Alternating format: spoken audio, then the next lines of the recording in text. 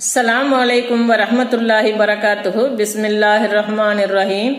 அன்பான சகோதர சகோதரிகளே, எல்லாம் வல்ல அல்லாஹ்வின் நல்லடியார்களே, இன்று நாம் காணவிருக்கும் தலைப்பு உயிரினும் மேலான உத்தம நபி ஸல்லல்லாஹு அலைஹி வஸல்லம் அவர்கள். ஜில்லேன் போஸ்டன் என்ற பத்திரிகை அல்லாஹ்வின் தூதர் ஸல்லல்லாஹு அலைஹி வஸல்லம் அவர்களை ஒரு பயங்கரவாதியாக சித்தரித்து கேலி சித்திரம் வரைந்ததை தொடர்ந்து உலகெங்கிலும் உள்ள முஸ்லிம்கள் கொதித்து கொந்தளித்து போனார்கள். உலகம் முழுவதும் ஆர்ப்பாட்டங்கள், அறிக்கைகள் மூலம் தங்கள் கண்டனத்தை தெரிவித்தார்கள்.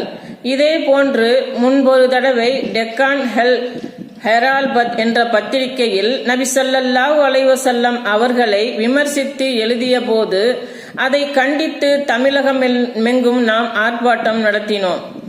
இந்தியன் எக்ஸ்பிரஸ் பத்திரிகையில் இது போன்ற ஒரு கருத்தை தெரிவித்து